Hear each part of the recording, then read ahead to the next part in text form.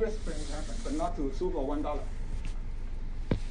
Financial interest means you cannot sue for environmental protection. No, right? It must be something related to the financial interest of the company. Involve money normally means.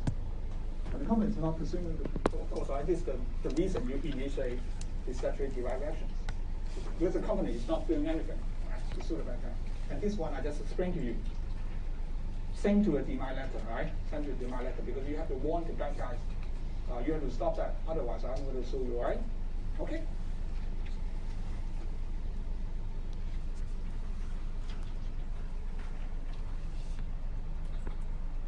Okay, maybe we have a break first, right?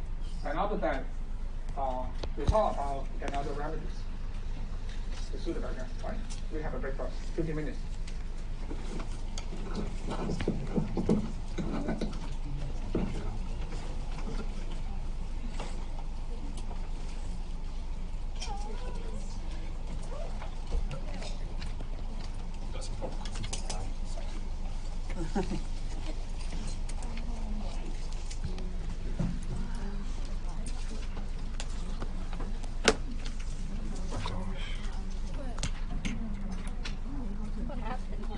And this is how he missed it. What? And this is how he missed it. And totally. And then I would just mention the.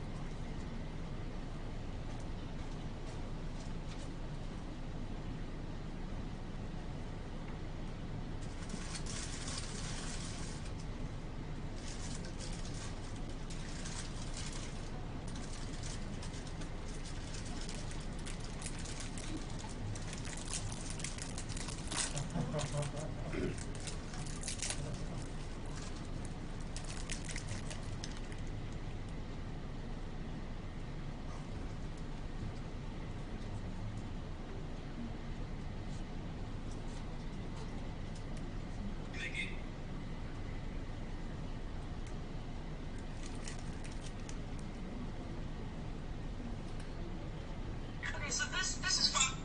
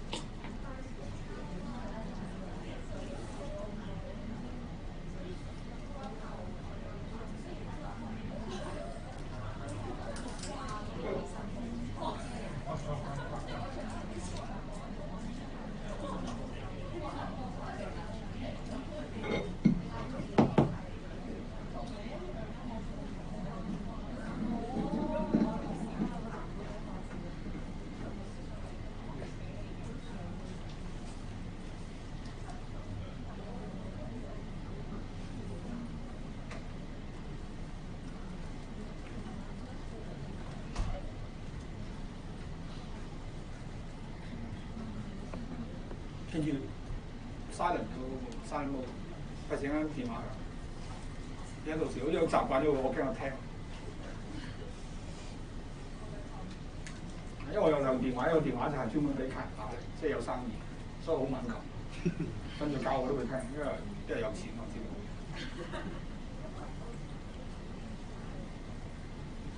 Okay, so we back to class, right? You have to stay maybe 10 more minutes after the class because we're going to talk about the assignment, right? So that would be better to do it on Saturday. Because on a normal weekday, everyone back home, right? So hurry. But on Saturday, I think that would be fine to keep you here for another 15 minutes, right? But it won't take too long. Don't worry too much, right? So very easy. I can tell you that the assignment. Don't worry too much. It looks terrible, but actually that's very easy. Don't worry. You think about what kind of person. I'm not a mean person, right? I'm not a mean person, so I don't want to torture the students. I don't enjoy this. Okay, so we back to class first, right? So before the break, we learned that. So sometimes we have problems. So even we have the board function perfectly well, we have the general meeting function perfectly well, because that's an inherent problem regarding the mechanism of the company. With the majority, they are always in control, they can do bad things. And because of the public plaintiff rule, that even bad things happen to the company and the company cannot sue, but the bad guys, they are all also in control. So it means that will become a dilemma, right? It becomes a deadlock. And luckily, we have some remedies available in the company ordinance. So before the break, we learned about the first one, and that's the statutory derived action, right? Statutory derived actions. But there are other remedies. So statutory derived actions, when harm being done to the company, right? When harm being done to the company, then you should choose the statutory derived actions as the proper remedy and to make an application to the court. But there are other remedies, and there's unfair prejudice application and the writing of proceeding, right? So let's talk about the second one. So remember, why you choose unfair prejudice applications? Because of harm being done to a member, right? You mean the rights of the member being infringed, not a harm being done to the company, right? Not to the company, but to members, different. Remember the example I used when you misuse the asset of the company, so there's harm being done to the company. When you try to misuse the cash in the company bank account, so that's the harm being done to the company. But when you only distribute all the dividends to the majority, but not to the minority, so that's a harm done to members, but not to company, right? Okay, so under what kind of situation that we can initiate unfair prejudice application? Section 724 subsection 1 states that a member of a company may apply to the court for a remedy, a member, right? So I highlight in red. So this time, the harm being done to member, all right? Don't mix up.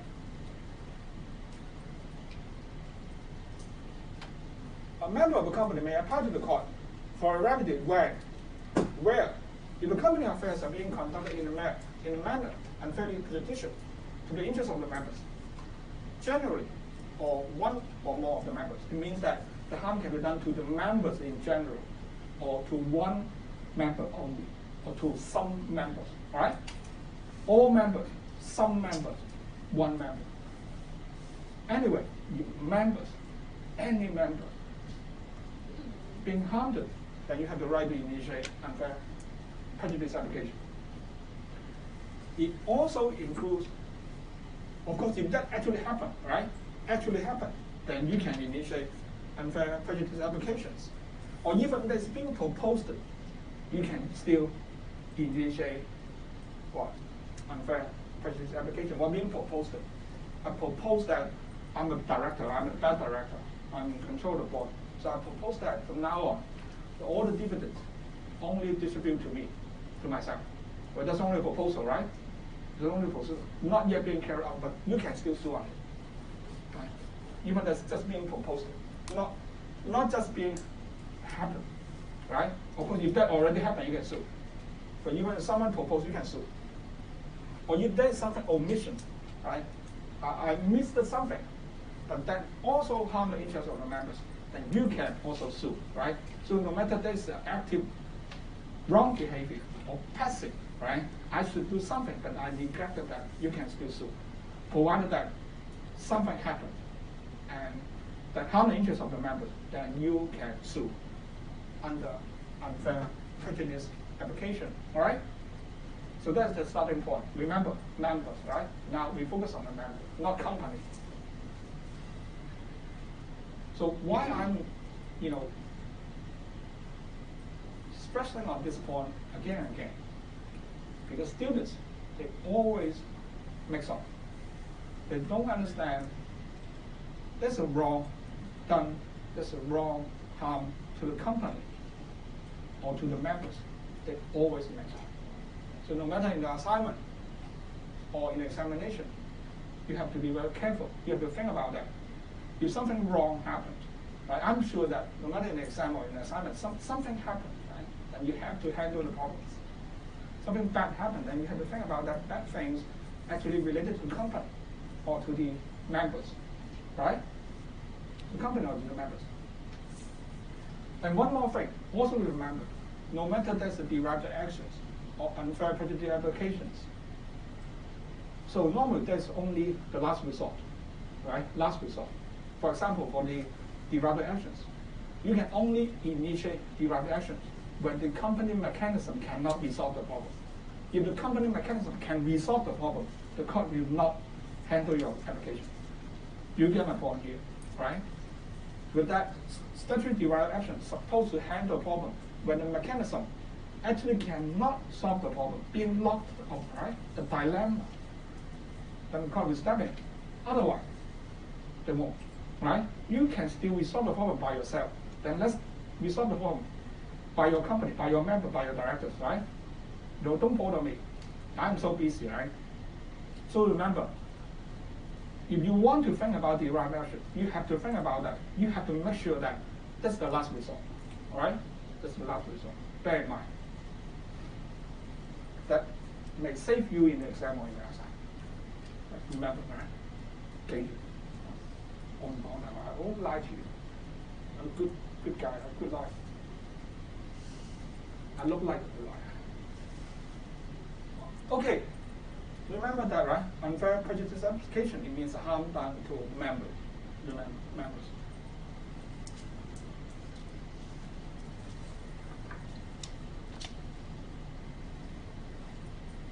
Members. So we have to know more. You have to think about the capacity in making applications. Why? Because for me, my members, you have to know more. Members, it means registered members. It means your name actually being registered in the company record. And your name also being filed to the company registry, right? It means your name appeared in the official document. So why I have to stress that? Why they're so important? Because you already learned it. We have a concept, right? I'm always telling you form and substance. Because in common law, most of the time we rely on substance, but not the form, right? It means we care about actually who are you, but not how you are being named, right? How you are being coded. Normally, so that's the general rule. But of course there are exceptions, right? There are exceptions. For example, for a company, right? For a company, we cannot argue that company in substance exists. No, we don't have such a concept. If you want to prove that you have a company, you have to show your certificate of incorporation, right? You have to file all the documents. Because a company only exists by registration. So the concept of form substance is not applicable to the existence of a company, but that's applicable to partnership, right? And to employment, and also applicable to trust. But regarding application for unfair prejudice, that principle again, not applicable, right? Not applicable. Because we have a concept we call, I'm sure you heard about it if you work in the commercial sector. Nominee, right? Or declaration of trust. Any of you ever heard about, something like this? People tend to call it the DT. Anyone know what it means for nominee or nominee shareholder?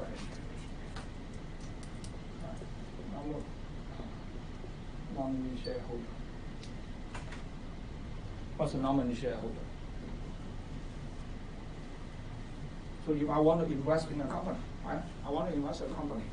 But you know that for the companies in Hong Kong, private company limited by shares, you can search all the information from the company registry. So it means that if I invest in a Hong Kong company and become a member, so someone can do the company search and to find the information. So if you want a name to be hidden, to consider, you try to think about the BVI company. You can think about BVI company. You know a BVI company, right? British Virgin Island company. Because they don't have a system that you can check all the public record. But if you include a company in Hong Kong, you can search my name. Okay. So how can I do something like this? I want to invest in a company, but I want my name to be hidden. All right? Then I think about something like this. Simon, you subscribe the shares from this company, right? This is a company, Hong Yu Space Limited. So you subscribe the shares of this company. I paid you, right? You spend $1,000 and subscribe 10 shares, right? I paid you, but your name to be registered in this company. So I can, be the man behind. Right? I'm the man behind Simon, right? Okay. So in that scenario, then you are a nominee shareholder, right? Because you are only being nominated by the real owner. And also, you have to sign a document that we call the Declaration of Trust, or sometimes we call it DT. It means you have to declare that your shares actually belong to me. So in case you really want to sell my shares, right, or to enjoy the benefit, then I have some documents here to control you. You return the shares back to me, right? So there's something we call DT or nominee shareholder. Okay. So in law, we recognize this relationship. So it means that if Simon signed the Declaration of Trust, then Simon is the nominee shareholder on behalf of me. So if I want to exercise my rights, I can do so because I am a beneficial shareholder. Right? I'm a beneficial shareholder. It's a concept.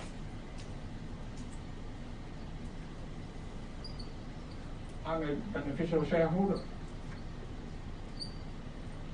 It means that my name is not in the register, but I enjoy the right as a shareholder. Right? We call beneficial shareholder. Say like this concept is only in common law, not in continental law system. Right? Say like in Macau or even in mainland, right? That concept is not being recognized, but they have another concept, right? The name must be registered. If you don't, you don't have nothing, right? You have nothing. You have to register your name.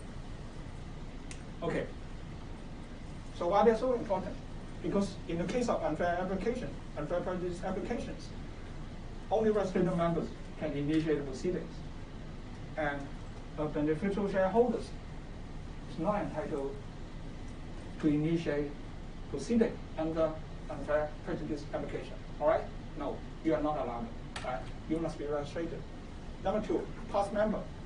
Not means the member passed away. But say, for example, right? For example, you were once being a shareholder in this company between 21.6 to 21.8, right? And then you sold the shares.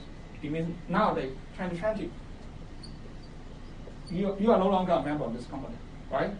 But if something bad happened to the shareholder on 2017, can you sue on unfair prejudice application? The answer is yes, right? Yes.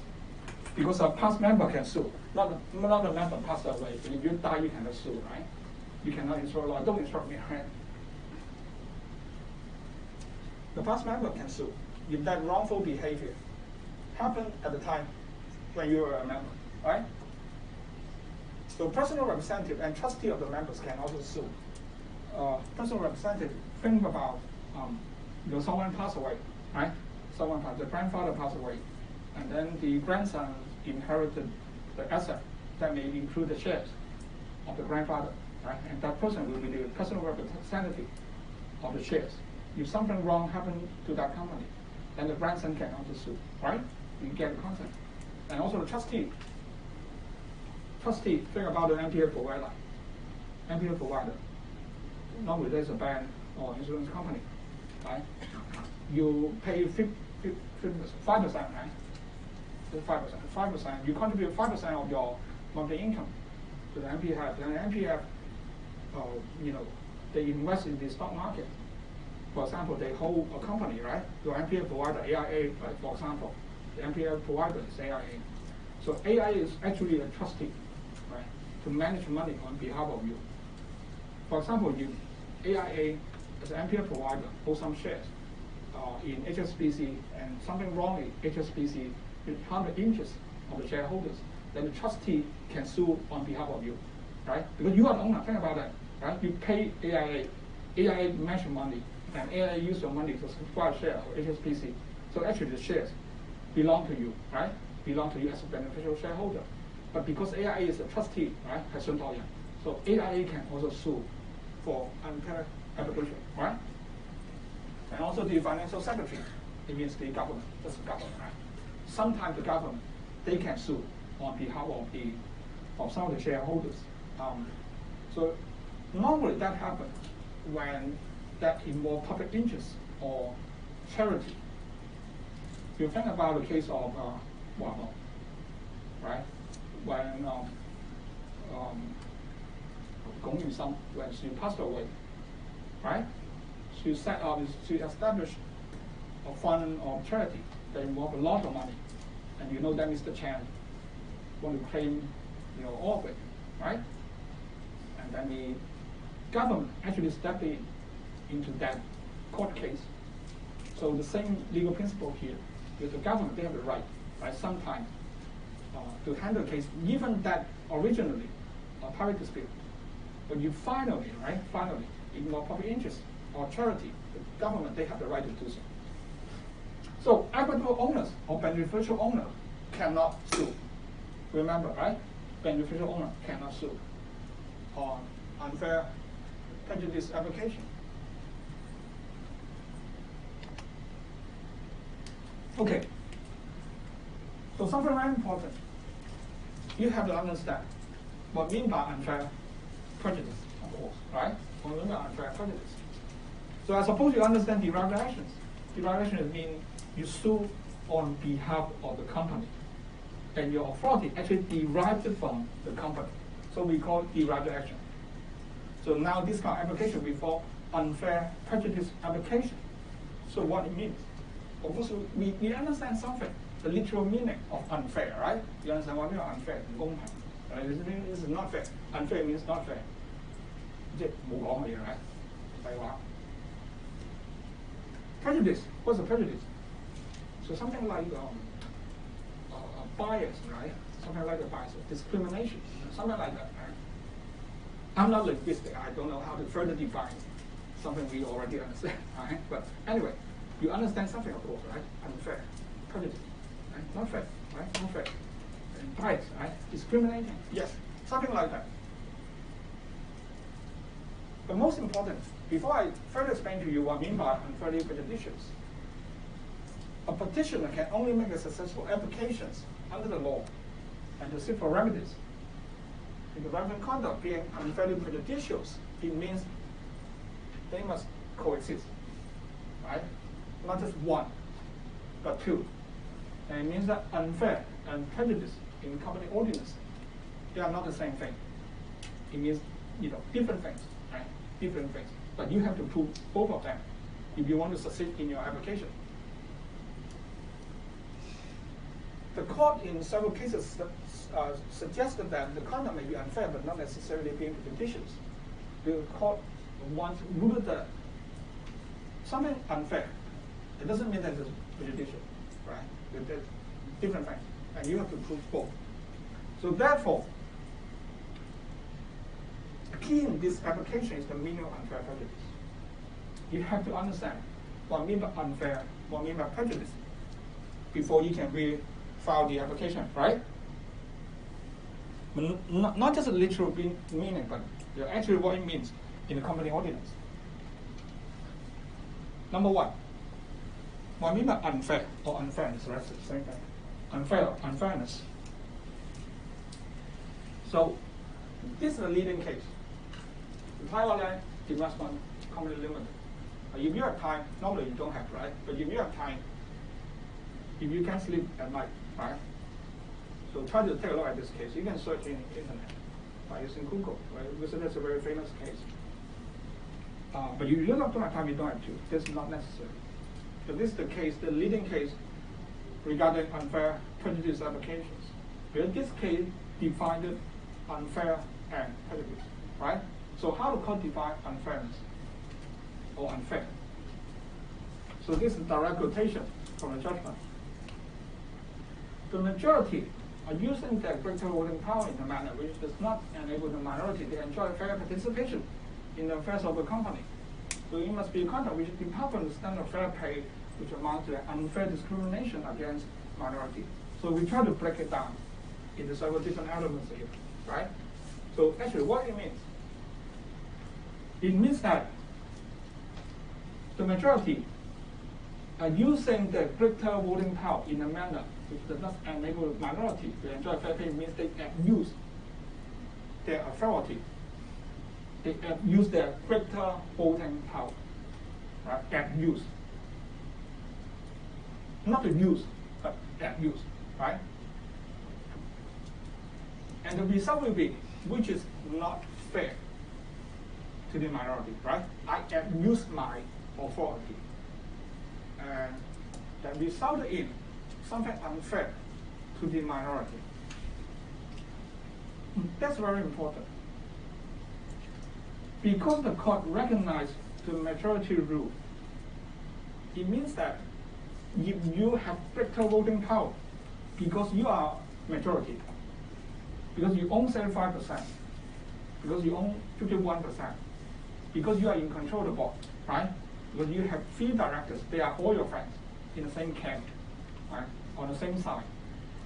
And you can control the company. That is fine. That's perfectly legitimate and nothing wrong, right? But that is the right. But that's the principle under administration of a company. Just like in a democratic society, because you have majority, right? 80%, 9% vote for someone, that person, to be the president, right? To be the prime minister. That's the game, how the game being played. So perfectly fine, right? And you cannot complain. So if you are a minority, right, you have to follow the rules. 少數部 also, right? As a minority, you follow the majority. No problem. But if someone abuse that greater voting power, and at the end, the minority suffers in a way that being discriminated, and that will be regarded by a court as unfairness. I always like to use the same example regarding the distribution of dividends, right? So think about it. I'm the directors. I'm in control of the board of directors, right? Because I am the managing directors, and all the directors, other directors, most of the directors are on my side. And in the board, we are discussing the policy of dividends, right? Because I'm in control, there are 5 directors, and Simon and Angela, you guys are on the same side of me, right? You're my good friend. So when I'm saying yes, you always agree. And then the other 2 directors, they can never complain of it, right? Say like Mary and Bill, right? You are the another directors, because there are 2 of you, and we are 3. So we control the board, right? We control the board.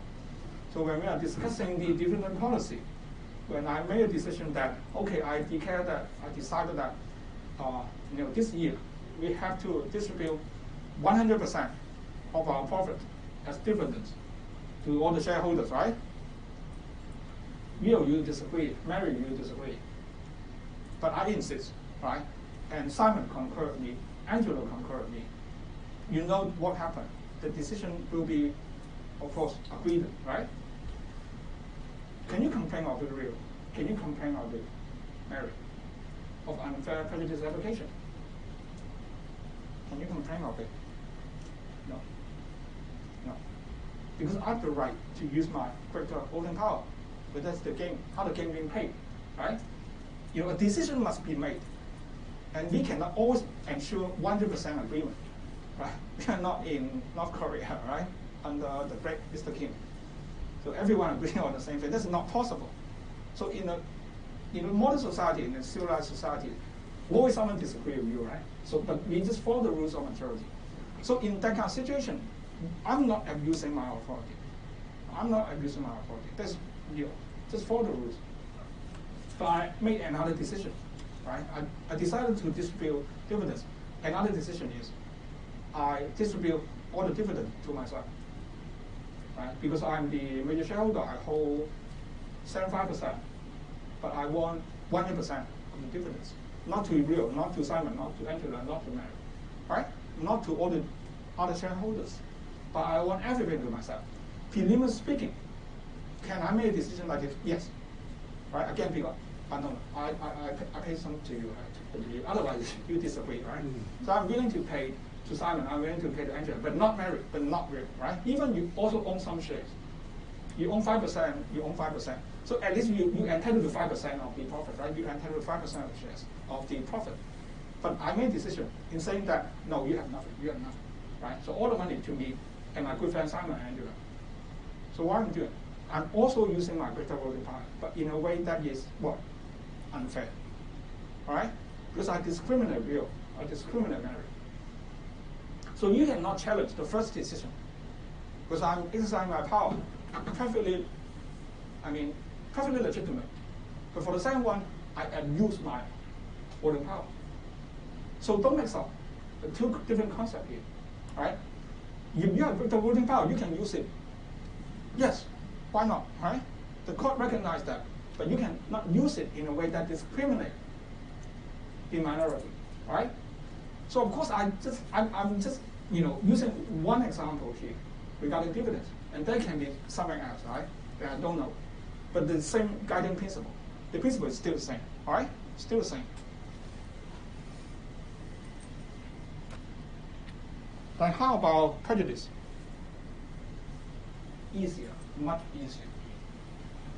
Much easier than fairness. Because the court defined the prejudice as injury, detriment, or damage. Well, somehow the same thing, right? Detriment means something harmful, right? Something harmful. So it means something bad. It means a damage inflicted on the financial interest of an individual as a member. Right? Very simple. Right? Very simple. So it means wrong decisions, unfair decisions, discriminating decisions, which harm the financial interest of a member, or some members, or all members, right? So I can use the same example again, dividends.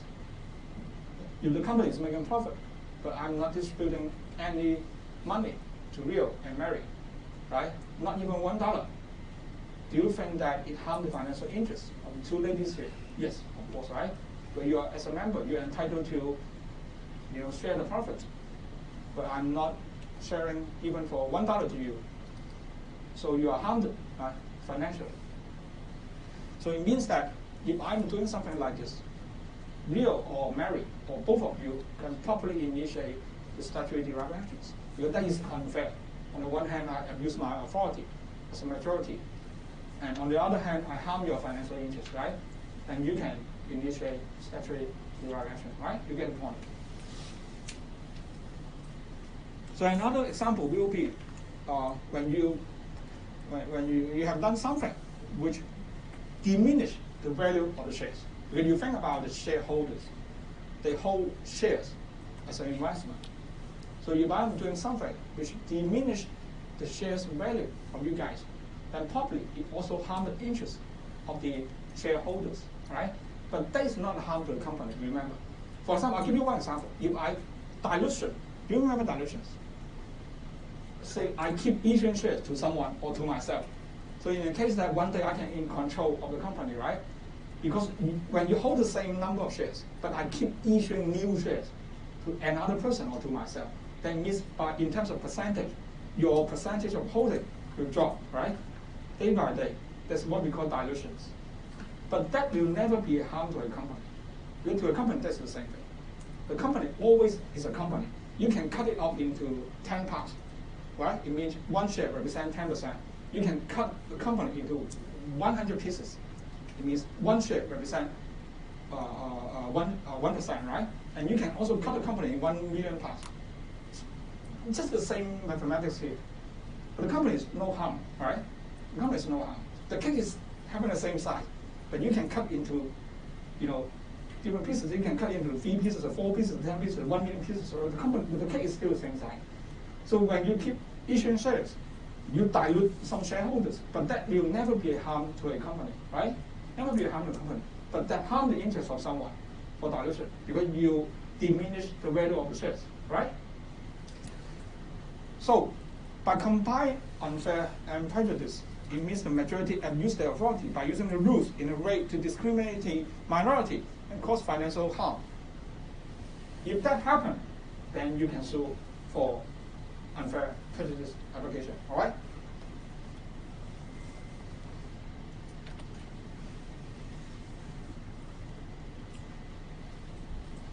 How about the other examples? Well, this one I already explained to you, dilution of shares, right? I already explained to you.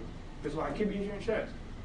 Some member may suffer because your actual shareholding in terms of percentage will drop, will fall, right?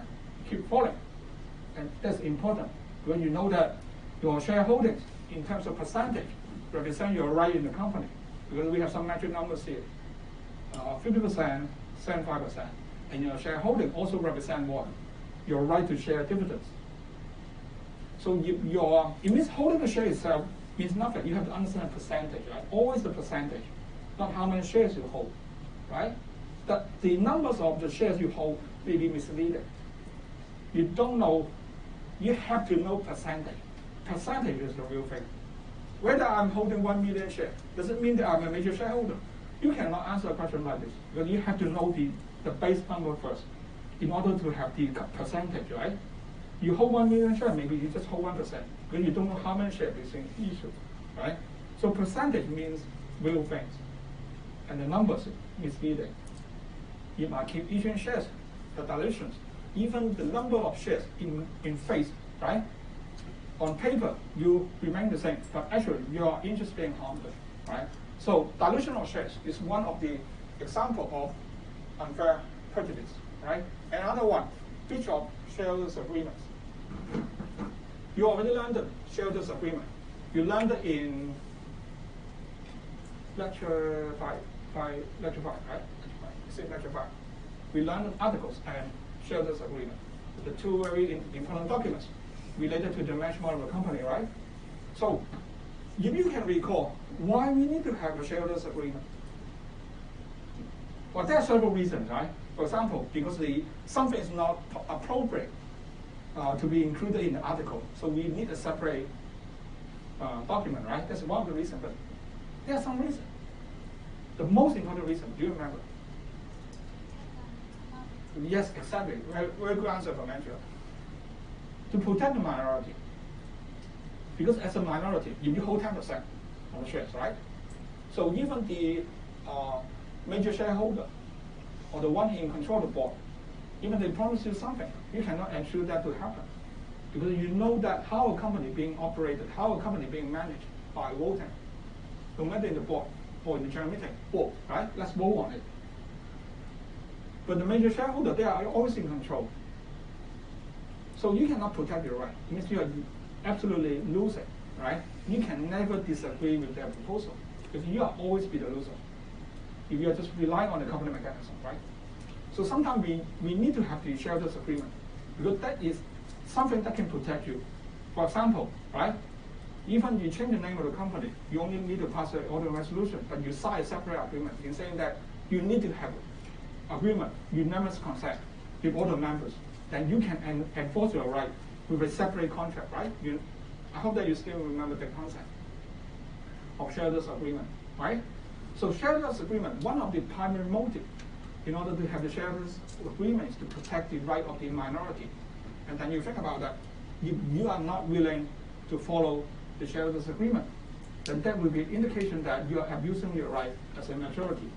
Then it means that public, you can use that as a reason to initiate unfair prejudice application because it fits into the meaning of unfair prejudice, right? Do you understand logic here? Okay.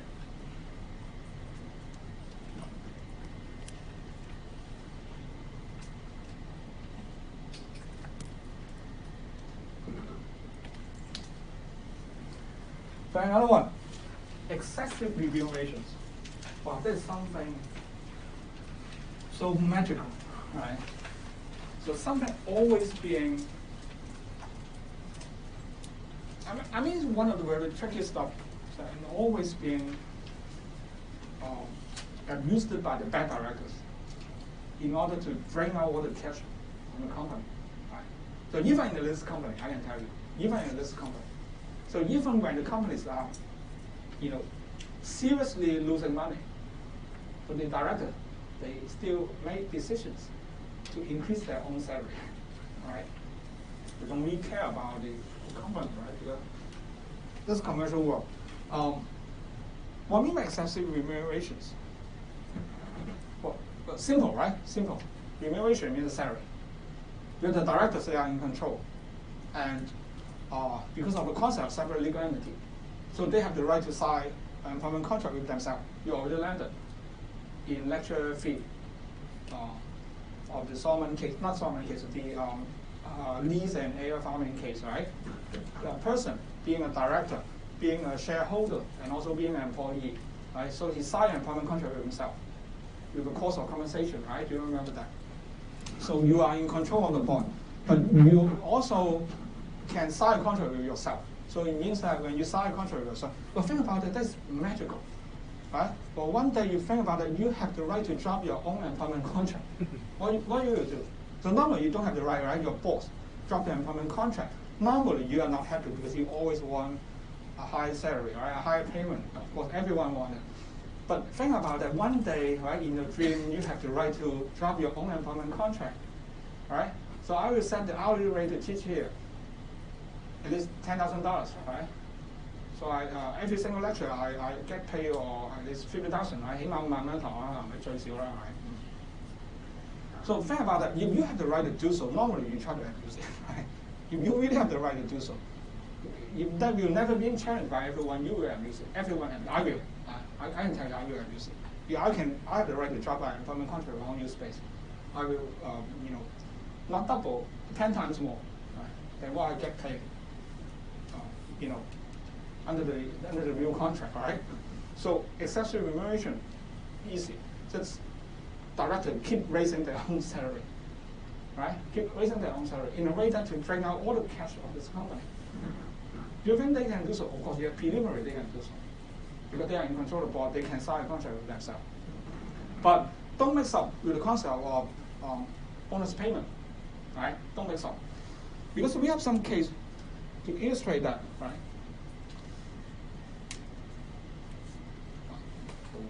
Right, anyway. Because we have a case to illustrate that the allocation may sustain if the remuneration not being mentioned by reference to their performance. Right? So if the directors or one director, they pay more than their normal salary because of their exceptional performance, and that's something we call the bonus payment, that may be justified. Right? So I can raise the share price of my listed company 100%, right? The profit, I can turn the company from making a loss into profitable. Then I get paid for more. Well, that can be justified, and that's fair. Because you are a really good director, right? You are an outstanding CEO, right? So I'm an Apple fan, just like Steve Jobs, right? In Apple, you turn Apple from a company almost collapsed, right, into a, extremely profitable company, right? Most profitable company in the world, right? Nowadays, Apple. Everyone trying to buy an iPhone. So your excessive remuneration may be justified if that is related to your performance. But it has nothing to do with your performance, right? Or actually, your company is losing money, then probably you can argue that which is excessive remuneration. Or being exclusive from the management, exclusion from management. Something related to the shareholders' agreements. And that will be particularly important in a small company, right? In a small company. Because sometimes if a company being formed on the basis that all the members, they have the right to participate in the management, then if you are being excluded, that may be a reason that you can initiate statutory derived actions, right? So think about a very small size company. We have only 3 directors and 3 shareholders. Of course, we still have the board. We still have the general meeting, right? But think about the size of this company. Very small company, and we are doing small business. So the company is somehow based on the mutual understanding between Simon and Angela, because we are already good friends. We set up a company to sell pancake, right? It's a very small business here. So even we have the board. So maybe when I work with Simon, then I can, control the board and to ignore Angela. But that's not our original intention. Right? Because in a very small company, sometimes we have some kind of understanding that we are willing, right, to work together. If you can prove it, right? If you can prove it, then you are always being excluded from the management. Then probably you can also initiate statutory derived action, right?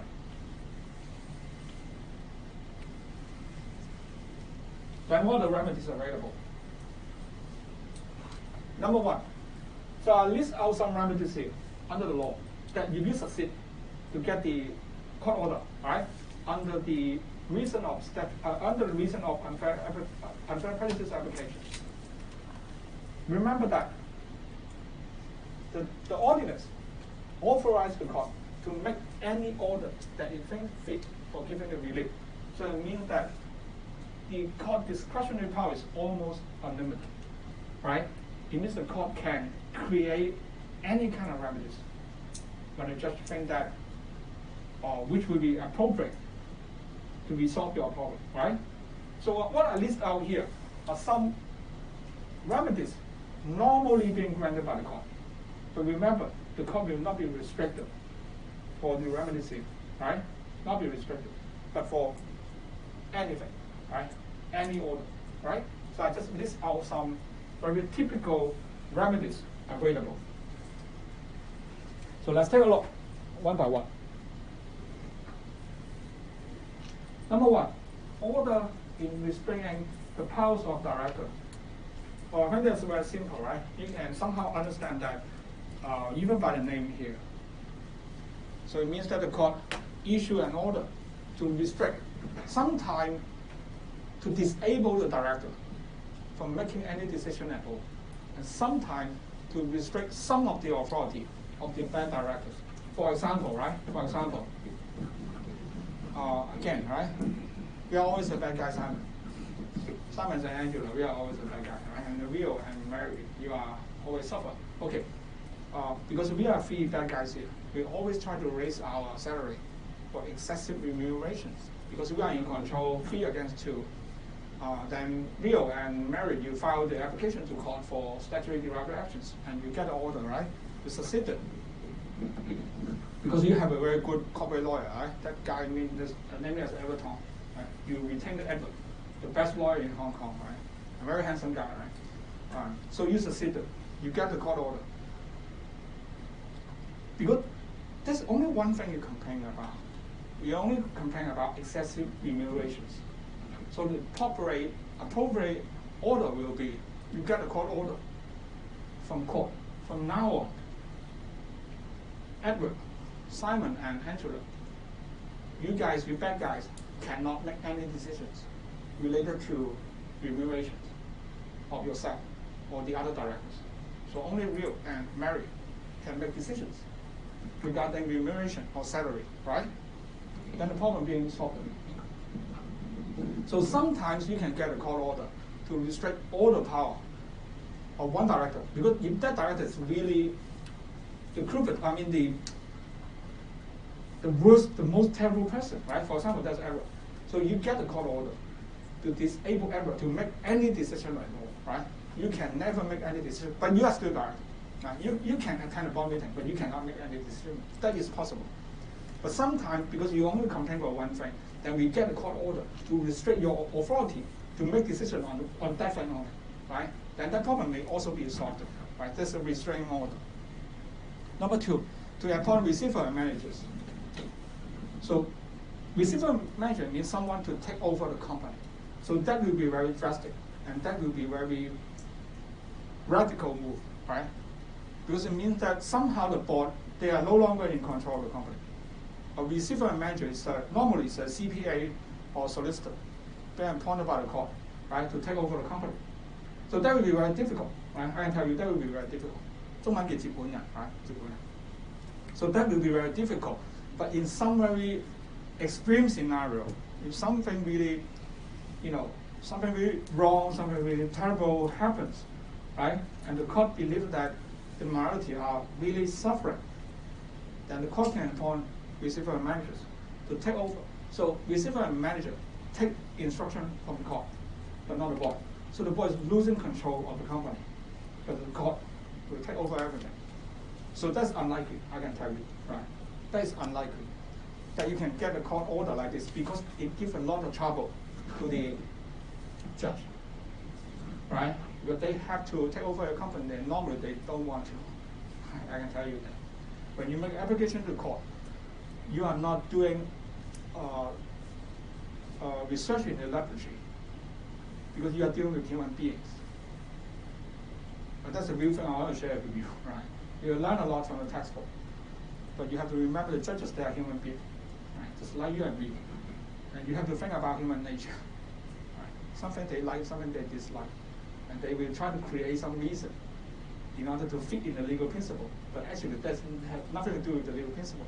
But they care about, how things being done, which will be more convenient, which will not that convenient, right? Which will be easier for me to do, and that will be very burdensome, right? So you have to think about human nature. But I'm not saying they are no good, but they are human, right? If you are human, then you have human nature, then you have to think about it, right? So don't do anything against human nature. For example, the first rule to deal with a case in court is what? You cannot offend the judge. If you do anything the judge dislike you, and no matter how good is your judgment, you will fail. I can tell you. Right? So you have to be careful. So before we handle a case in court, so sometimes we talk with our friends, right, and other senior lawyers, in order to understand the style of that judge. Because some of the judges, they like, because they want your presentation, they want your submission, we call submission, right, to be very short, because they don't have a good patience, right? They want you finished within 5 or 10 minutes. But you try to make it short. But some of the lawyers, some of the judges, they want a very detailed argument, then you make it longer. Some of the judges, they prefer to have a lot of cases to support your argument, then you call a lot of cases. But some of them, they don't care, right? They want to know the fact, right? Focus on the fact. Something being, I'm not getting instruction from court. No, Mr. Tong, I know the law better than you. You are just a stupid lawyer, I'm a judge, right?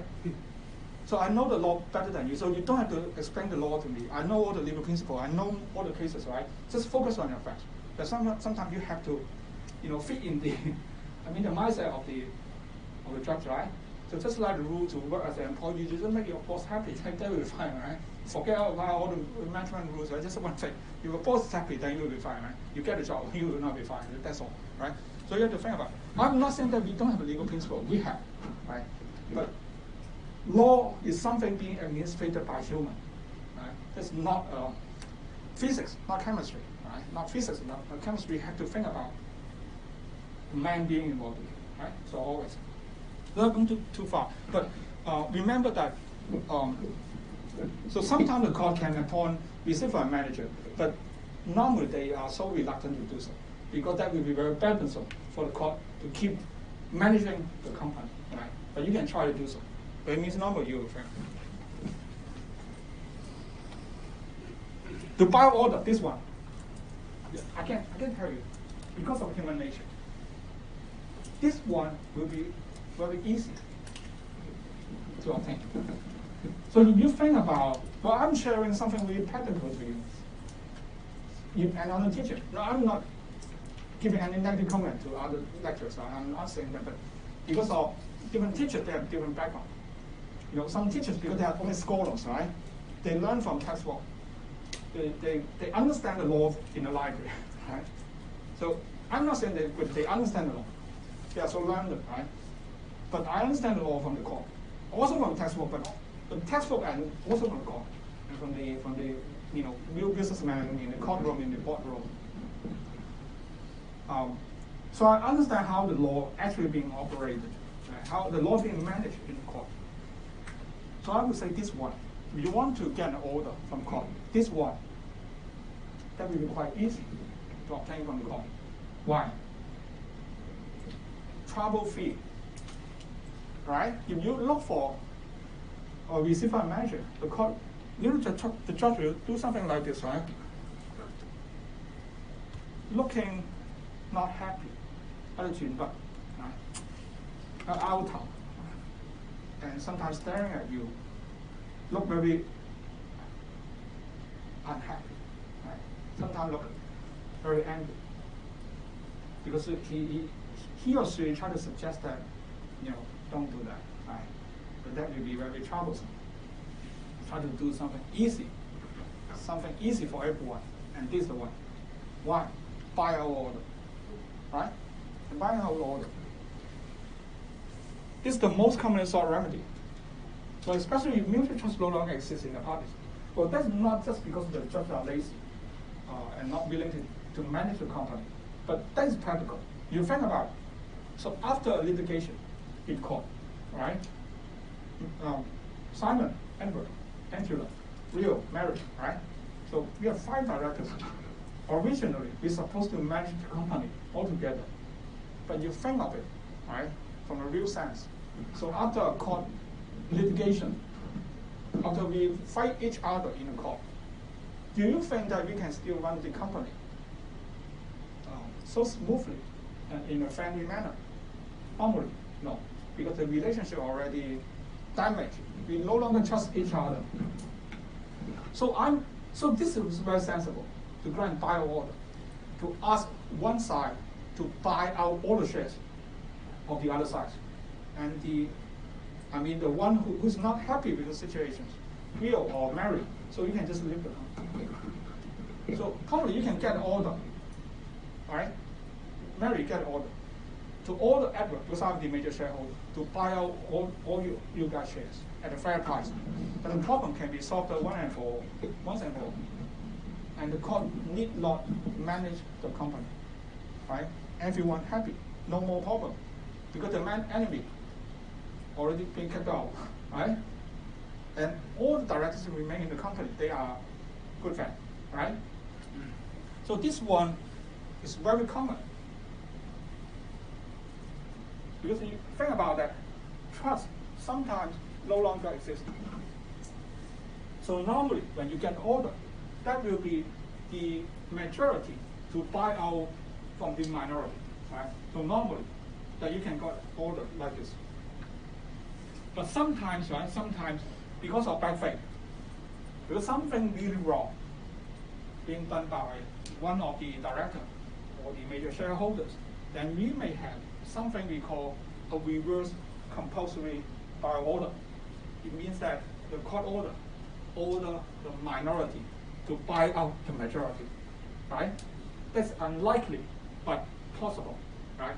It means 80% or 90% of the time, the majority buy out the minority, then to kick out,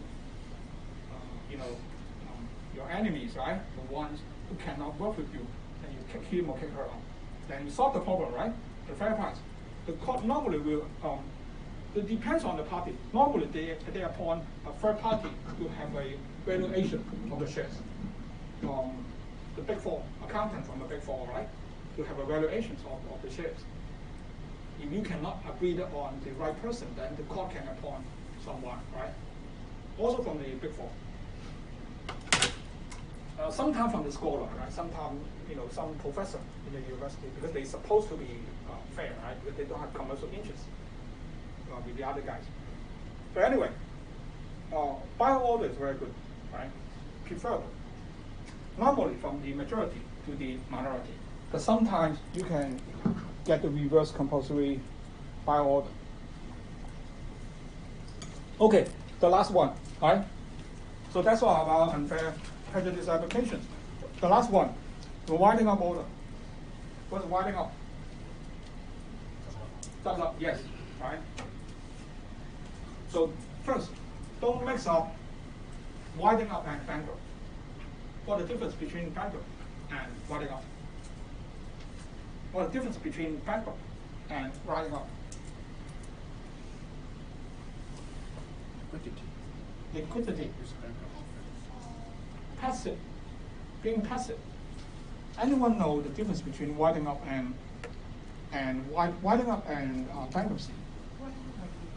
owning someone money, already not alone. But bankruptcy should be related to loan or owning someone money, right? It's not the same. Maybe it's not the same. This is not a loan agreement, but by person. Oh, I see. Actually, no. Okay. I mean, the answer is very simple. Winding up only related to company, and bankrupt to a human. No. So winding up is a concept related to a company, and bankruptcy related to a human being. Right? It's not company can be bankrupt. Company cannot bankrupt. Oh, I see. Company cannot bankrupt. I mean, some person they misuse the term. So in the commercial sense, that's okay, right? In the commercial sense, that's okay. But in law, no. Bankruptcy is only to a human being, right? 破產, right? So bankruptcy means 破產. There's only, a concept related to a human being and winding up to a company. But in a commercial sense, right? If you are just studying accounting or MBA, that's fine, right? If you use the term bankruptcy also for the company, that's fine. But because we are studying law, then you have to be careful because bankruptcy is a concept of human being only. We have bankruptcy ordinance. So some of the sections in bankruptcy ordinance also related to winding up, right? Also related to winding up. But in general, they are two different things, right? So bankruptcy, 破產 to human, winding up, 清盤, right? Winding up 清盤. 清盤 related to company. 人或清盤. A person cannot wind up, right? You cannot wind up a person, right? This is not possible. Because winding up actually is a process. We are going to learn about it in the last lecture, right? We are going to learn about it in great details in the last lecture. But why don't we refer to a process to kill a company, right? A process to kill a company. Simple. Okay. So remember that as the last remedy, you can also apply to the court to wipe the company if you suffer, right? It means, do you remember we have we have 3 different remedies here. So number 1 is direct actions, when harm being done to the company. And the second and the third, when harm being done to the member, right? So this one also related to harm done to the member. So if you are a member, if you are sufferer, apart from filing the unfair prejudice applications, you may also think of a winding up application, right? It means to kill the company at all. Right? I don't waste time to fight for any kind of order, right? I just kill the company, right? Kill the company to wind up. So you can do it under section 177, subsection 1. But be careful. Do you remember that the due regime? We have 2 pieces of company law legislation, the old and the new. So 95% of the time, we rely on the new company ordinance, right? But there are 2 areas of law that we still rely on the old company ordinance. One is winding up, and another one is prospectus. You are not going to learn about prospectus in this module, right? But winding up. So when we think about winding up a company, when you think about winding up a company, you have to rely on the old company ordinance, right? So we are talking about the old company ordinance. The old company ordinance is still here, right? Still here. Okay. Winding up the company, but under just an equitable ground. If you want to wind a company because you suffer as a member, you can only do it under just an equitable ground. It means there's only one reason that you can initiate your legal action. What I mean by just an equitable? It is not a concept in company ordinance. We have to look for cases in order to understand what it means.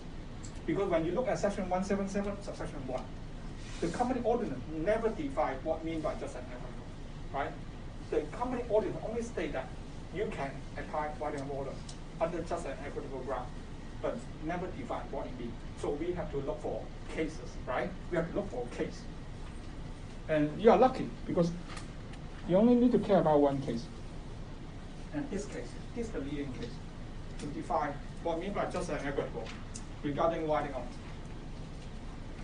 You can wind up a company only under one single reason, if you suffer as a member. And that is, if your company is a kind of company that we call pseudo-partnership.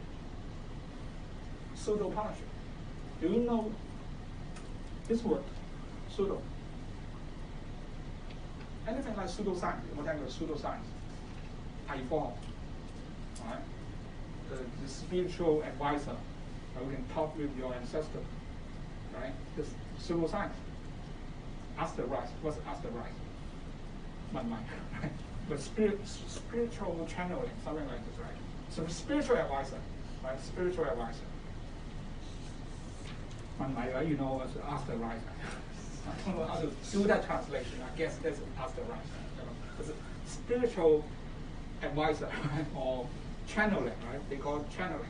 It means that you're someone, the psychic, they can talk with your ancestor, right? Your grandfather passed away 200 years ago, right? So pseudo means not real, not real. So you can only wind up your company if your company actually is a pseudo partnership. What means a pseudo partnership? We look at here first. It means that you formed a company, right? You have a company here, but which operated with the form as a company, but in fact managed like a partner. So you established a company. You really formed a company, real company. You have the certificate of incorporation, right? You file all the registered documents, properly registered. But in fact, your company being managed by like a partnership, more than a company, right? You can prove it to the court, and you can wind the company if something wrong happens. So how the court define pseudo partnership? Number one, the company is formed on the basis of a close personal relationship. It means that even you form a company, remember, when you form a company, you may have many different reasons. Sometimes you form a company because you want to avoid risk. You don't really want to have a company, right? You prefer a partnership, but you want to avoid risk. Or you may have a tax purpose, because you can save tax when you have a company, right? Well, actually, but you don't want to have a company, right? You don't want to. But you have tax advantage if you run your business as a company, or because you want to avoid risk, right? But anyway, so I set up a company, but I don't want to change the real relationship between Simon and Angela. We work as a partnership first. We want to keep that relationship, but because of the risk consideration, because of tax consideration, so let's form a company. But even we form a company, but we still agree that you have to work like a partnership. We have to work like in the old days. So you think about partnership, right? In partnership, something you learned in lecture 1, lecture 2. In partnership, we don't have shares. We don't have board of directors. We don't have shareholders, right? We don't have what? All the resolution, we don't have special resolution. We just agree on it. Come on, let's agree on it. Everyone will work together with a common purpose, right? So if that is the nature of your business, then you are probably having a pseudo partnership, right? Number one. And understand that all parties shall be capable to participate. Well, that may not be the case for a real company, because for a real company, right? Real company, they are a listed company. You are in the board, then you are in control. You are not in the board, you are not in control. You are minority. I'm sorry, right? You are nothing, right? You will be ignored. And you are majority, you control everything, right? So that's a real company, because that's the rule of a real company administration, but in a partnership. So sometimes we don't have such a concept. We form a partnership because we want everyone to have a fair pay. You know, everyone can participate. So if that's what being agreed, both, right? And remember, both. If your company being operated like this, then you have a pseudo partnership, right? Then you have a pseudo partnership. If you have a pseudo partnership, and if this relationship break down, then probably you can apply to the court to wire up the company under just a requirement. You get my point, right? So you can only do it if you have a pseudo partnership. Only, remember, only, right? I'll give you one example, a real case. Anyone know the Yongki restaurant? If you work in Central, you know the roasted, not still roast, right? Roasted duck, no goose, not duck, right? My or they look the same. I don't know. I can't tell them. But they claim that they are saying they roasted goose, right? Very expensive, but quite delicious, right? Because my pupil master, when I was a trainee lawyer, I always went to the Yongki restaurant with my pupil master, with my sifu, to taste the really delicious roasted goose noodles, right? Very tasty and very expensive. Very much small size, but $70, right? Small bowl, but really tasty and wholesome, very, very good. Right. But I guess some of you heard about the case of the Yongki restaurant because of the founder, right? The founder passed away, and the son inherited the company. And you know that Yongki restaurant is very profitable. Right? Even this is a small restaurant, but very profitable. So something wrong happened here. And that related to winding up under just an equitable ground. Because the company was a family business, and the holding company of Yongki restaurant, right? Yongki restaurant is only a restaurant. It's actually being held by a company. So we are dealing with that company. So a shareholder, the elder brother, applied for a winding up order under section 177 for a pseudo partnership. Why? He succeeded, right? He succeeded. So the company actually being break down. Do you know that there is a new one? You know that? Right? There's a new one. So actually, we look at the judgment from the court first, right? The court agreed that, right? Agreed that the company belonged to a pseudo partnership. Why?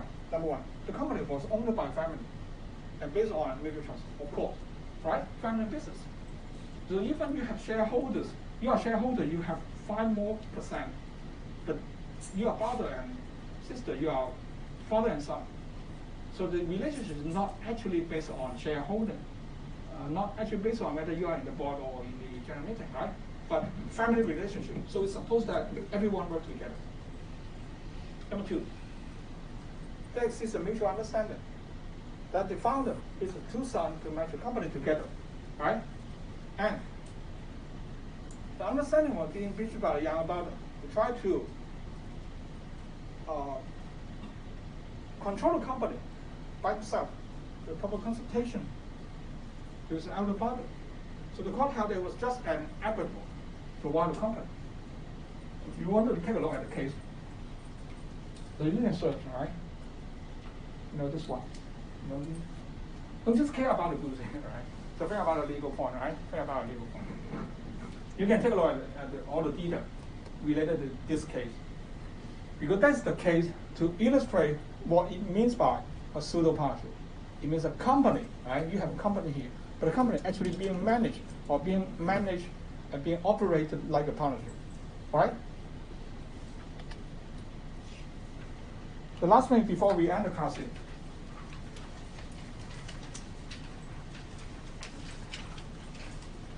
remember that when you file the application to wind up a company, you do it under just an equitable ground.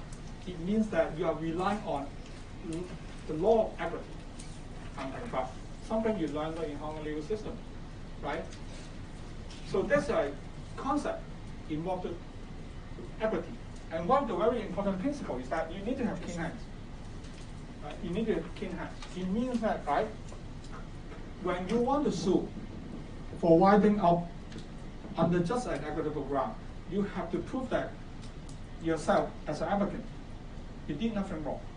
You cannot also be one of the wrongdoers. You cannot also be a bad person who contributed to the problem. You need to have clean hands, right? It means you're innocent. So only if you can prove that, the court will consider your applications. Because that's not always a requirement. Don't think that having clean hands is always a requirement. No. For example, right? In a breach of contract, we don't have such a concept. I can sue you. I did something wrong, so Angela sue me. But Angela also did something wrong. I sue you back. right? We call counterclaim. You're going to learn about later in civil procedure, right? We call it counterclaim. You claim me, I counterclaim you, and you counterclaim my counterclaim, and I counterclaim your counterclaim also. Just like Johnny Depp and his wife. They're doing something like this, right? They're claiming each other, right? I claim you and claim you, you claim my claim and then claim me back, right? I don't know how to say it, right? It's very complicated. But the point is, right? The point is, normally when you want to sue someone, you don't have to prove that you are innocent, right? Because the other parties can also sue you back. So you sue each other, right? You just keep, filing the same claim. Right? I sue you for this, you sue me for. But for a winding up application under just an equitable ground, because you are relying on principle equity, then you must prove yourself you are innocent, right? Right? You are innocent. So it means that it's a higher threshold. That will be more difficult to attain. You have to prove that you are innocent. So only if you can prove that you are innocent, then you can sue. I'm not saying that it is absolute, right? I'm not saying that it is absolute, but the court will seriously consider whether you are a good person, right? Because we are relying on a principle that we call he who seeks equity must do equity. Something like the English literature, but I guess you understand what it means, right? Because if you try to rely on equity, then you have to be a good person, something like this, right? If you don't understand equity, you discuss it with your lecturer when he taught you Hong Kong legal system. That's supposed to be a student. Okay, 2 more pages before we end the class here. Relationship with other remedies. Again, that's a very practical concept. Remember that when you try to wipe a company, there's always a last resort, right? Always. So even applications for the rather actions, that may be a last resort. And even for unfair prejudice application, that may be the last resort. But this one is really, really the last resort. Why? When you submit an application for derived actions, even you succeeded, the company is still here, right? The company is still here. And if you file unfair prejudice application, the company is still here. But you succeeded to get the winding order. You kill the company, right? The company no longer exists. So it means that you are asking for the court to drop the nuclear bomb. Because everything will be burned into ashes, right? You kill everything, right? 焦土政策, right? Carpet bombing. You kill everything. So that will be really the last resort of the last resort. It means that it's extremely difficult. So I can give you numbers, right? Roughly. The chance to succeed for derived action around 50%. Unfair application, unfair prejudice application around 55 to 60%. The rate of success, right? Successful to get an order. But think about the percentage to get an order, winding order, less than 5%. In 95% you fail. Right? So in my career life as a corporate lawyer, I tried to submit application for winding up order. You think about that, right? My career as a barrister, around 10 years. My failure rate is 100%. I'm sorry for my time, but I failed every time. I tried around less than 10 times, but almost failed all the time. But I already won my time. That's very unlikely. You can get an order to wipe the company. Why? Then you kill the company, right? So basically, you kill the company. The order will not be granted when there exists a reasonable opportunity for cooperations. And especially if the company is still successful and profitable, that will be extremely difficult because you are killing a lot of employment, right? You think about a company. This company, 黃道益活樂遊, right? There's a company quite famous in Hong Kong, 黃道益活樂 Limited, right? Really that company, 就係黃道益活樂, right? But the judge held that because when you want to wind a company because of some suffering, but you kill a lot of jobs here, and the company is profitable, right? There are 2,000 employees under this company, and you kill the company, so all of them will be fired, right? And that harm a lot of families relying on their paycheck every month. So that will be the last resort. So I say like a recent application I made to the court. The judge keep asking me one question. Why this is, can you offer other options, right?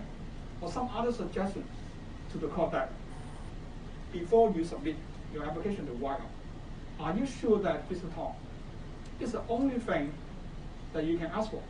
Can you think of a better option? Because the court is very reluctant to kill a company.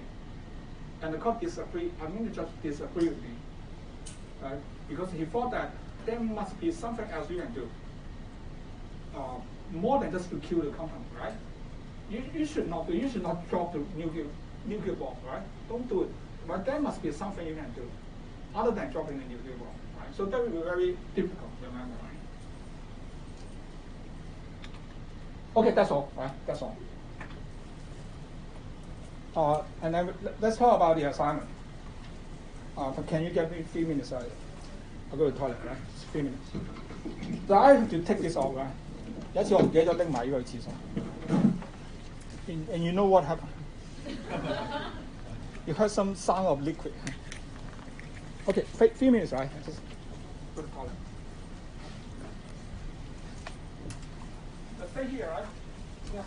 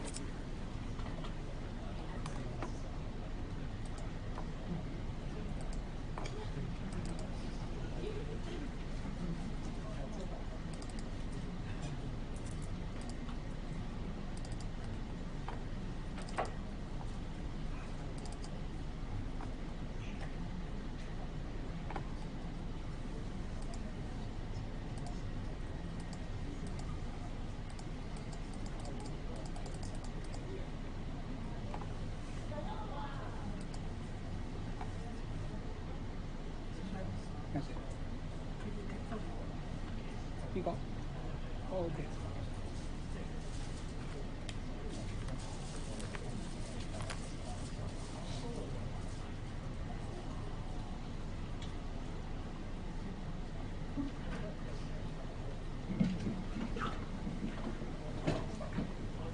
Okay, let's we talk about the assignment, right? We spend 10 minutes to talk about the assignment. So let's talk about the general guidelines first.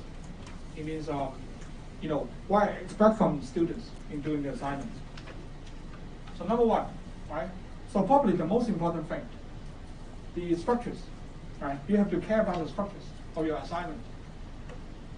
It's the most important requirement. So because you have to present your argument systematically. And I think that's very important because I believe that, right? At least I believe that. If you can present your argument logically and systematically, it means that you really understand what you're talking about. Because normally, when you truly understand something, then you can present that idea clearly. If you cannot present your ideas clearly, it means you don't really understand. Right? You think about our teachers, right? You think about seminar. If someone truly understands their topics, the presentation will be very smooth, and you can easily grasp the ideas, right? If someone cannot express his ideas clearly, so unless there's some biological problem with his tongue or what, right? So otherwise, it means that person not truly understand what he wants to have, what he want to present at all, right? So you always need to think about structures. So I can't say that you have to do it like this or that, right? Because, different students, you have your own writing style. And you guys, you have different backgrounds. So some of you, I don't know, right? Maybe you have a science degree. So some of you have an arts degree. Some of you have a business degree. Some of you have a commercial background. Some of you have a scientific background, I don't know, right? So I can't say that you have to do it like this, but just think about it. You have to present your ideas clearly, and that is very important to me. I can use some hints here. For example, when you have different paragraphs, you can think about to add some headings here. You can avoid a very long paragraph and try to separate different paragraphs for different topics or different issues, right? So don't try to mix everything up with a very, very long paragraph here. Just try to argue a point step by step. Number two, you have to make it clear to use single wordings and sentence. So you can think about 1 and 2 as a one single point, actually. So 1 and 2 actually means that you have to make that easy to understand, easy to follow, easy to understand. Because you have to think about human nature. So I'm the one who mark your papers, right? So how many of you here? More than 40. So to you guys, that will be very exciting because you need to deal with a legal problem for the first time. But to me, think about it. I deal with this kind of problem over 10 years, again and again. So when I mark your assignment, well, basically, I read the same thing again and again for almost 50 times, right? Again and again. And I'm a part-time teacher, remember. So I have a very busy daytime work. I only have, after dinner, normally that's around 9 o'clock. Then back home, I have to play video games. I have to, right? I'm so addicted to play video games. I have to do it. So honestly, I'm a hardcore gamer. I have to spend 30 minutes at least to play with my dog, all right? Then I go jogging. So there are a lot of things I have to do. But I still need to sleep, right? Even I'm a lawyer, but I'm a human, so I have to sleep. So you think that I have less than 1 hour to mark your papers.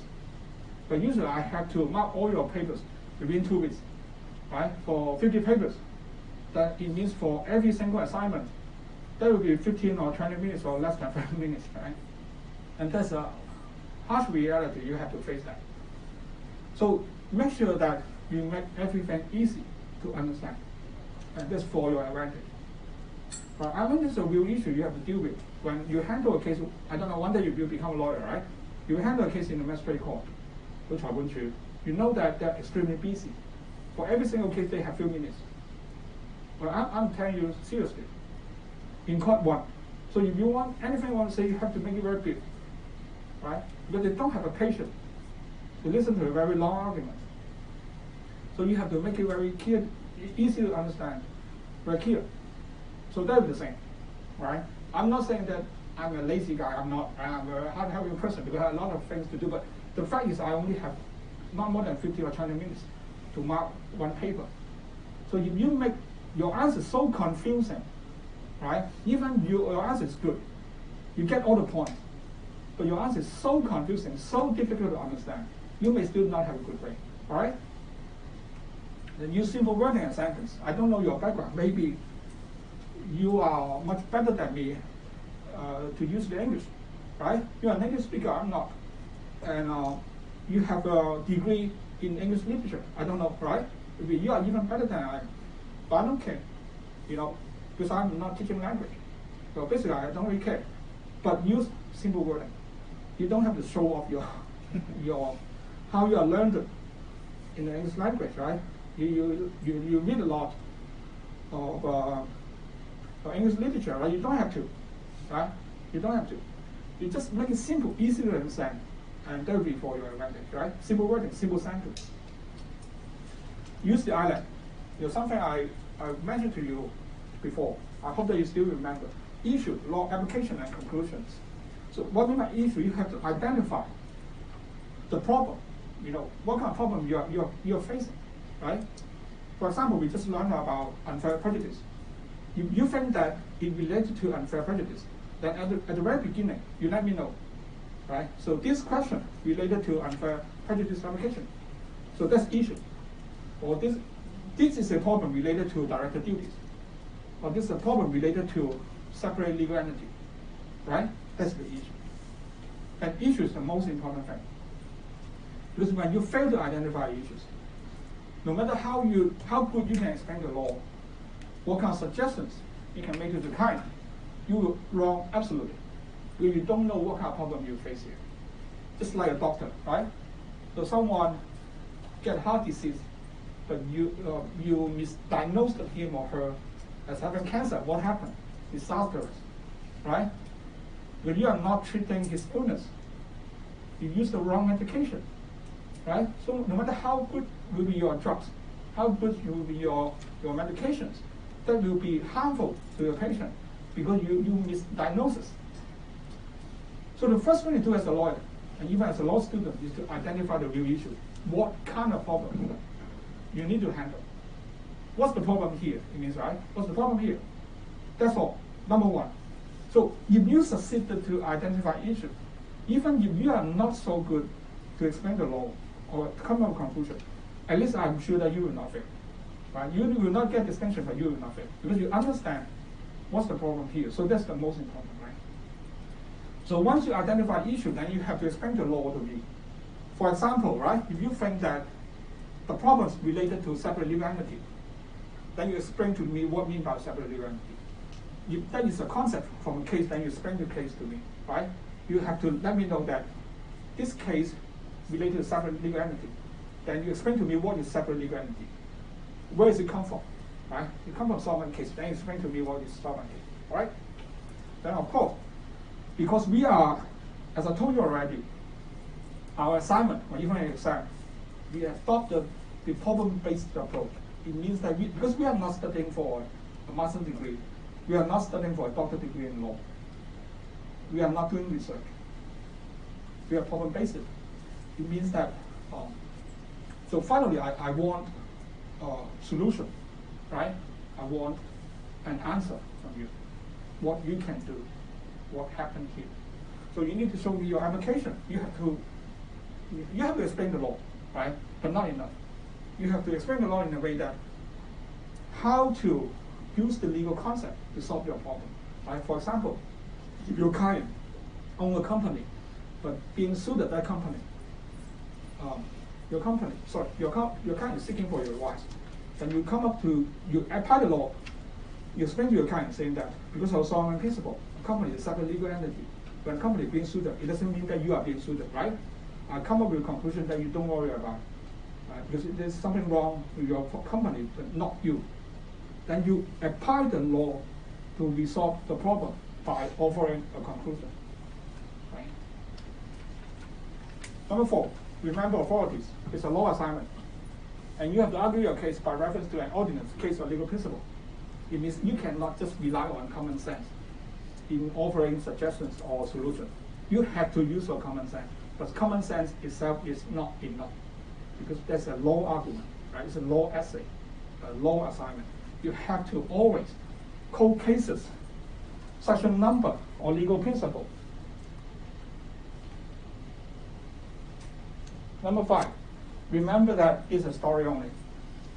The assignment, right? The assignment is only a story. It's not real. It's not real.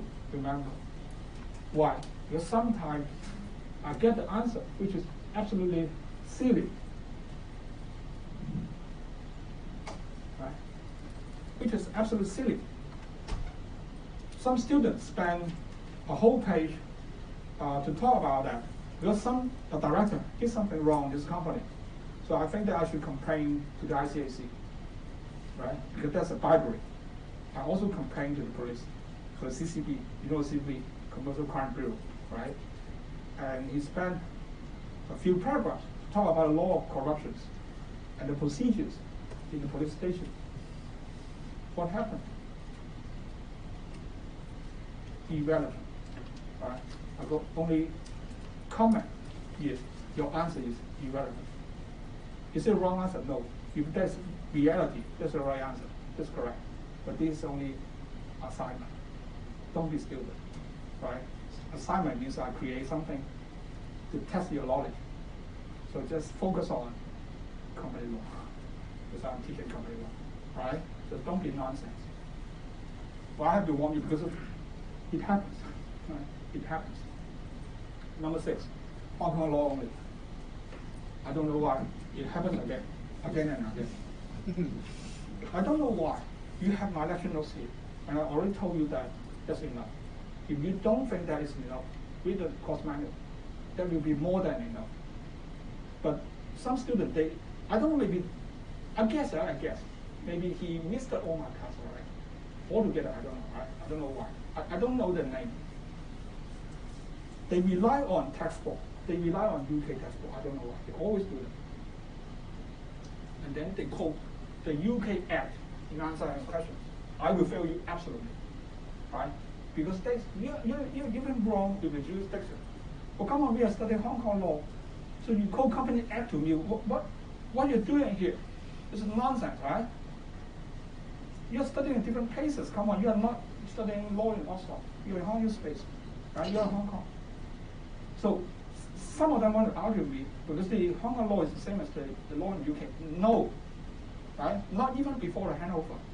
Hong Kong and UK use the same common law system, but it doesn't mean that we use the same law. You remember the example I used, karate and taekwondo. They use the belt to tell the different ranking, seniority, but it doesn't mean that taekwondo is karate is the same, right? So Hong Kong used the UK common law system, but it doesn't mean that we use the UK law. Not even before the handover, and actually not after the handover, right? So not the same thing. So don't quote anything from a UK textbook, and don't quote anything from a UK act, right? But you can refer to some UK cases based on my lecture notes, right? Based on my lecture notes. My lecture notes will be enough, trust me. Right? Number 7, last thing. Remember this is sub-degree only, sub-degree level only. So I don't expect you to do research, and you don't have to be critical to the law and to form your own ideas. You don't have to, right? Because you are not doing a research paper. You are doing a paper to resolve problems only, right? Not to offer any new ideas. You don't have to be innovative. You don't have to. Based on what you learned and then to offer a solution, because that's only a sub-degree level assignment, right? Not even up to an undergraduate degree level, not even up to an LB degree. So even you are a very smart guy, but try to control yourself, right? Control yourself. I know you are very smart, but you don't have to give me any new ideas. But that's only a sub-degree level. Right? You won't get any bonus mark. If you offer the answer in a way that's only for research purpose, right? No, you don't have to, unless you want to study for a doctorate degree or MPhil degree. Okay, so let's take a look at the assignment itself.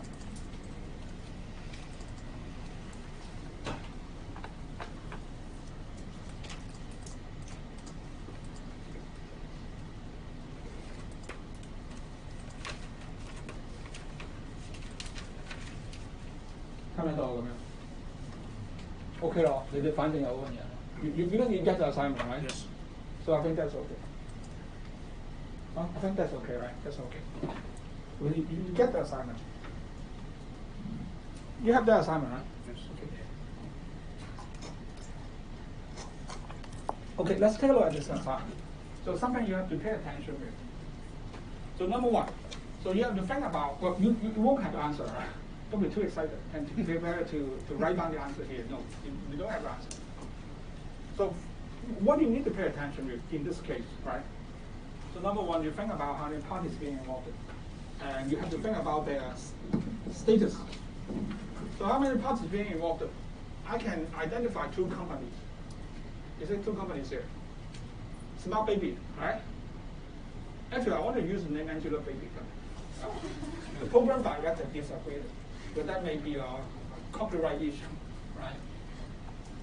I want to use Angela Baby, but anyway, I use Smart Baby. Okay, so we have Smart Baby here, and we have One Power Limited.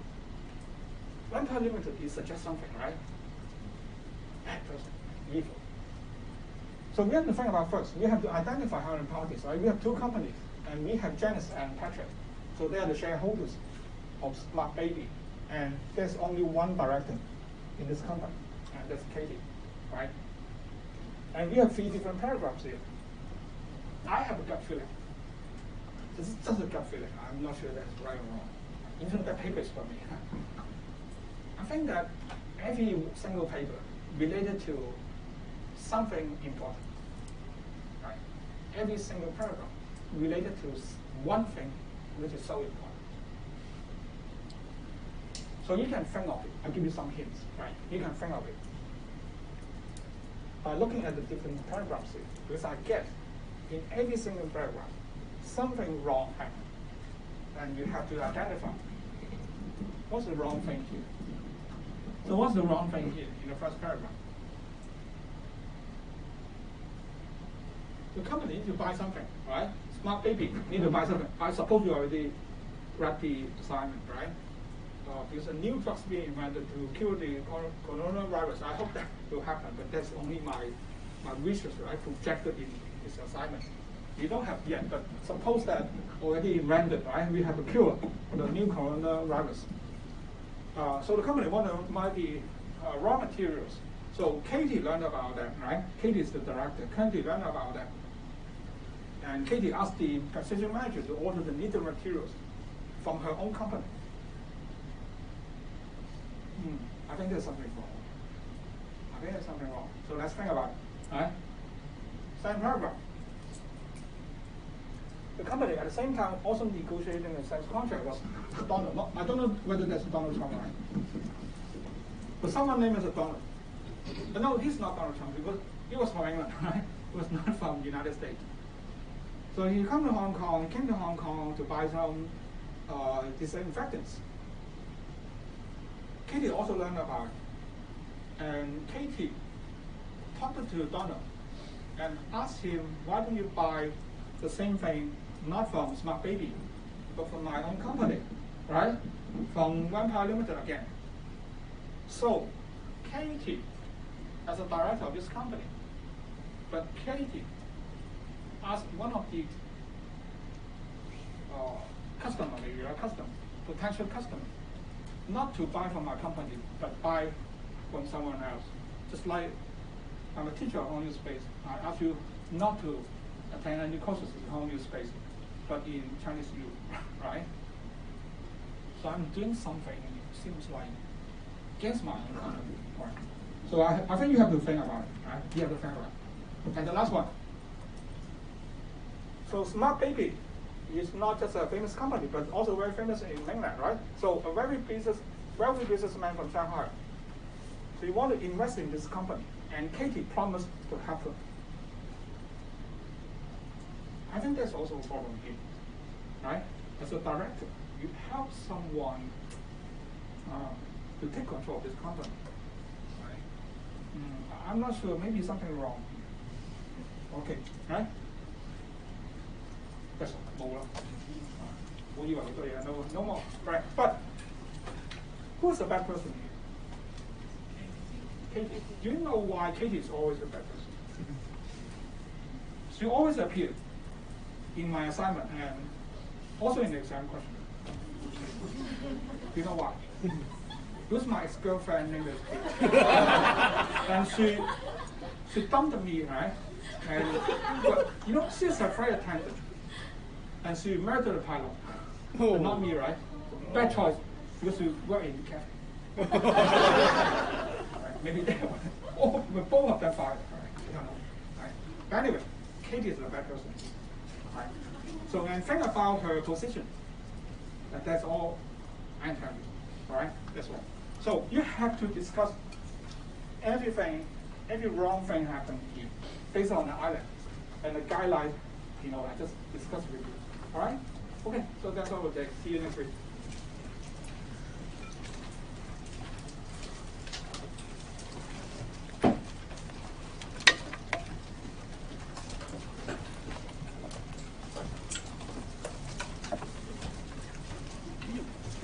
字數限制。係喎，唔識。一般下頭講得㗎。唔係，好似佢係咪有個街拉俾你哋？我唔知你有冇自己定㗎？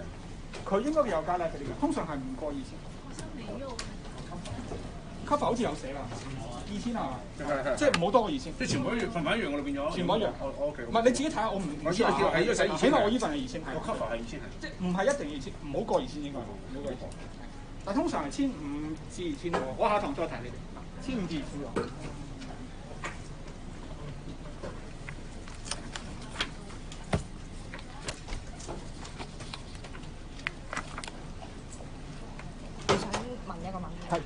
winding up 嘅睇呢個係。嗰個 winding up 嗰度咧話 breakdown of mutual trust 係咪可以冇任何 financial damage？ 係。即係純粹我唔信你啦，跟住都可以。breakdown 係即係話間公司唔可能做嘅。based on 原本我哋呢種咁樣嘅理解，因為如果你係開一間公司，好似頭先講佢係容記呢類咁樣，咁你大家淨係話為一齊有得玩，一齊參與嘅，就唔係話真係跟死晒嗰個 corporate rules 咁去做。咁如果你證明到我哋根本就冇揾位喺度嘅，容記係賺緊錢嘅，容記係超級賺錢嘅公司，咁所以根本完全唔關個 financial interest， 佢亦都冇慳到嘅 financial interest， 佢只係話屈唔到，所以同嗰個 unfair use 嗰個少少好嘅問題你問到，我都冇講。我之前理解为那样是清算，它是一个 procedure， 然后但是 bankruptcy 它是破产嘛，然后它可能会是一个 branch of law， 所以不是这样子的。唔係bankruptcy 同埋 winding up 咧，都係一個 procedure， 都是一個 procedure， 我哋係 refer to 一個 procedures， 但係 winding up 係 to a company only， 係啦，係我哋講公司，公司先會有 winding up 呢個 concept， 中文就叫清盤，係啦。咁 bankruptcy 咧，我哋就叫破產。破產其實都係一個 procedure， 但我哋講破產係其實講一個人，即係 human being， 係啦，就唔係間公司，係啦。咁但係喺我哋個 business sense 喺商業嘅社會，佢會撈亂咗嚟用，即係佢有時公司佢都話 bankrupt， 但係都冇錯嘅，即係一般嘅理解係。但係你讀 law 你就要 to be very precise 嗰陣時，你哋要分清咗兩樣唔同嘅嘢，咁樣。所以清算的話，其實就是公司沒有什麼清盤係。盤，即係呢個清食飯啊，清盤行動啊嘛，係啊。對，就是這個字，對。清盤，咁呢個就係 winding up 俾人嘅，係啦。winding up， bankruptcy 就係破產。破產。所以就是公司是可以。公司就要清盤，人就係破產。係啦，咁就係一個過程。可以申請去 winding up。唔係你，其實我哋有好多方法去清盤，我冇詳細講，因為我睇 lecture 10最後一堂會詳細講，所以我就冇再同你即係冇詳細解釋，我淨係話俾你聽，你可以咁做先，你淨係知道呢樣嘢就 OK 喺呢一個 lecture。唔係，因為我第10堂會詳細講，實際上你係點樣去做嘢嘅。了解，謝謝。好，有冇其他問題？公司呢一個capital concept 係 close person mutual trust， 咁即係話佢唔係 share， 佢真係一個大嘅一次嘅嘢。即係公司。唔關事，唔關事。你唔關你係咪大張 P 或者你係 share 佢意思